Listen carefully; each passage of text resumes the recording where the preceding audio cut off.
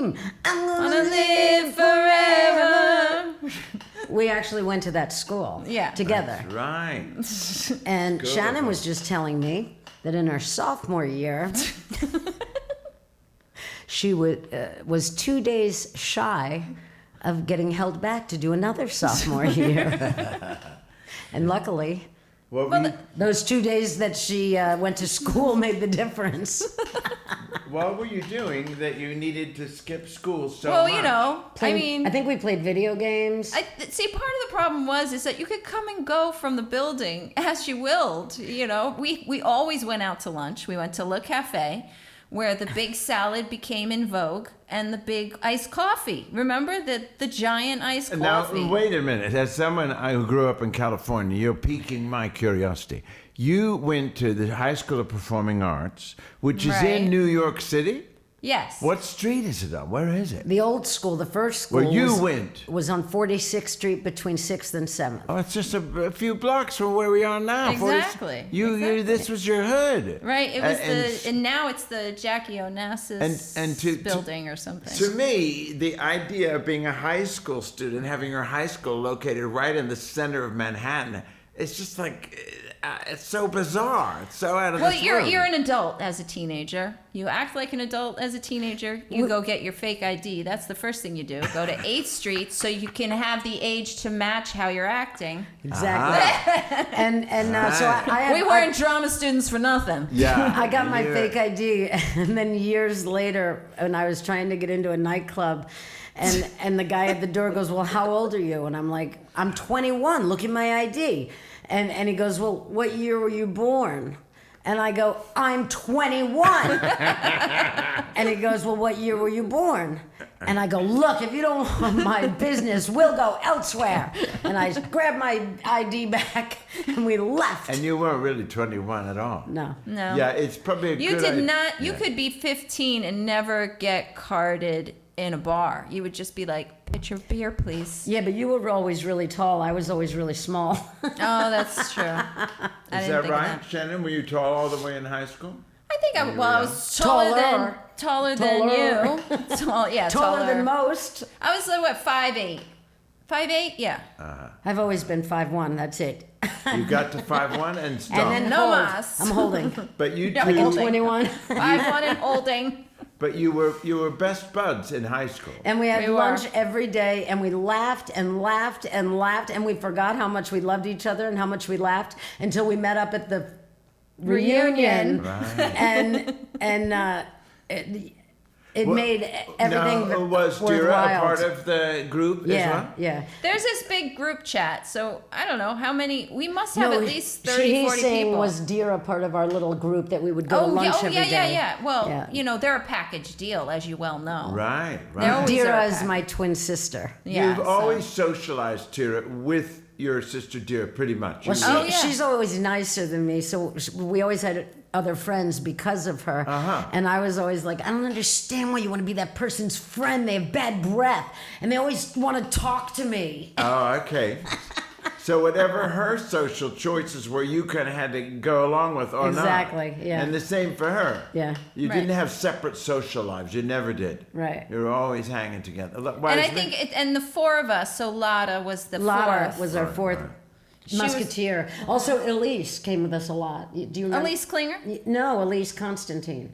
Oh. Remember, she used to get. vaguely remember her. She used to get the rice with this sauce on it from that Oh, Chinese the gravy. place. Remember? Oh, my God. She used to get that. You don't- Remember when we used to steal the spoons out of the Chinese restaurant and make them bracelets?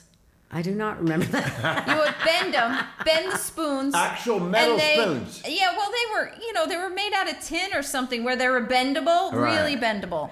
And so we would bend them in and make, Bracelets out of the spoons. Yeah. Now, in the movie Fame, it's a very difficult audition process to get into that school. It was extremely difficult, and you both made it. we did. I'll tell Tell you me what. that story. Each of you. Tira, go first. And go then ahead. after we made it, we helped with the audition, so we know how hard they But your were. audition, what did you sing? What did you do? I didn't help with I did a auditions. monologue. Oh, you did? Sorry. Are we okay. filming? We are. Everything. I And should have turned recording. my phone off first. Da-da-da-da-da-da-da-da. It's a good song. It is. Well, Shannon, did you do a monologue, a song? How did you get into the school? I did. What You was know, your so there audition? was this.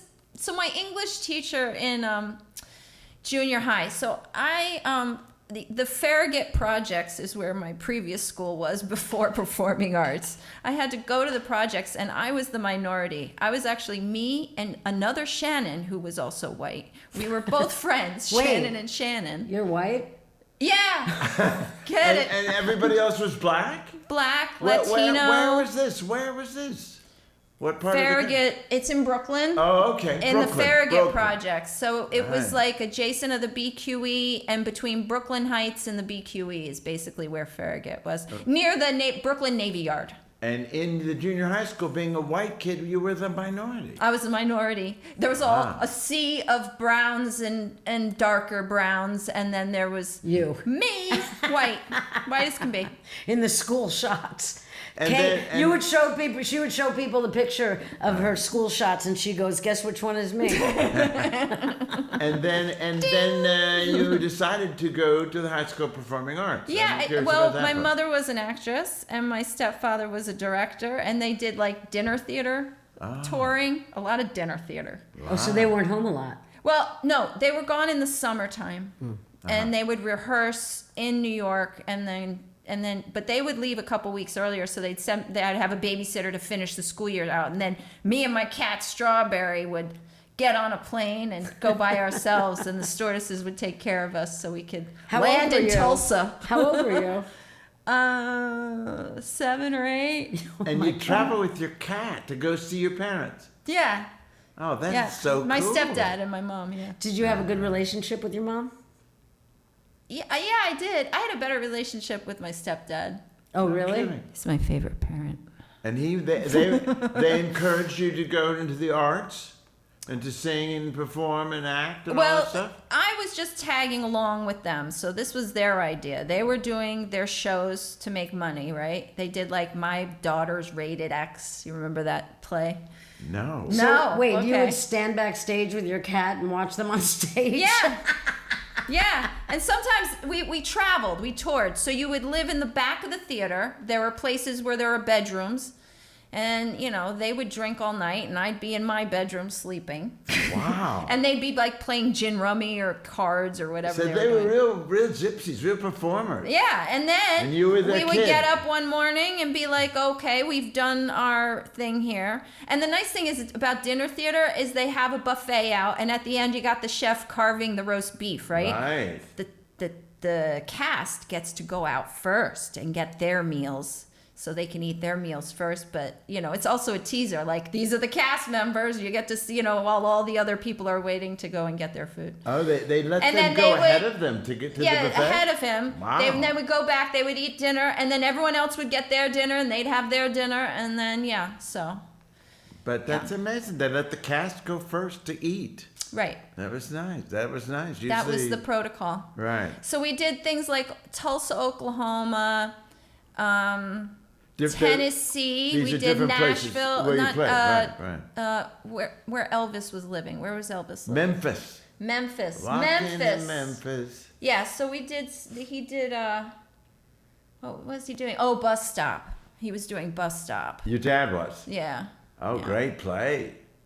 So he was doing Bus Stop there, and the previous cast was Man of La Mancha, and they were ending, and it was their last night, and they were having a party, and they invited the new cast to the party, you know, and this woman's like, hey, would you guys like a brownie? I was like, I want one, and my mom's like, no, you can't have that one. Not that. But all Why? right, now that's the difference between my Why mom. can't I have a the difference brownie? between my mom and your mom is my mom would go, here's a brownie, eat it, and you think you're really gonna like it. Did she really? Tira? Your mom I would give was you a 8. pop brownie? I was 6. Oh And she God. got you high. Oh my goodness.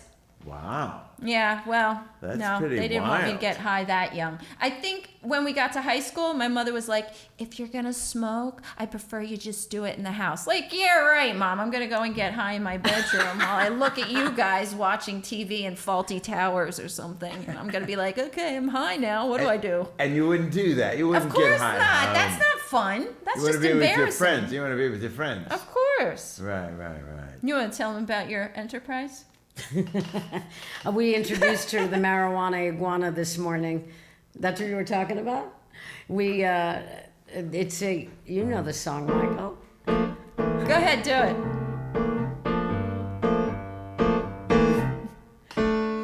I think it was in April when he came into our lives. We met him on the movie set of Miami Vice. This is a true story, by the way. We were dressed like rockers with all our whips and chains. He liked my sister's knockers and began to play his games. We brought him to our home so he could meet our mama. Next day he came and didn't phone, gifting an iguana. Iguana's name was Kiko. His diet was gourmet.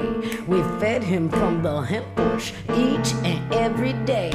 And little did we know, and much to our surprise, the hemp bush was illegal and our house was up with spies.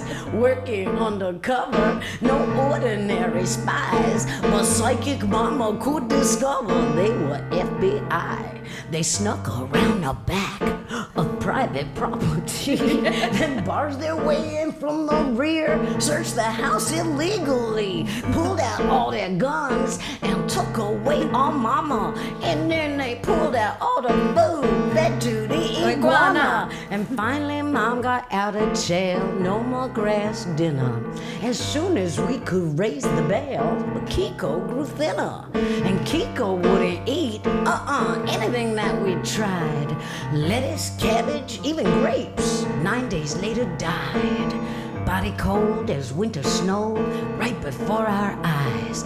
Mouth to mouth just wouldn't help bring Kiko back to life. See, it was man's law that Kiko could not bear. No blowing flag at City Hall and not too much fanfare. See, Kiko's in the iguana world, don't have to die in vain. This illegal search and seizure shall make us use our brain. Marijuana iguana. Oh yeah. Marijuana iguana. Marijuana iguana. Marijuana iguana. So you get the idea, basically. So that was the marijuana iguana. Thank you, Michael. We should just call this podcast "Shit You Can't Make Up."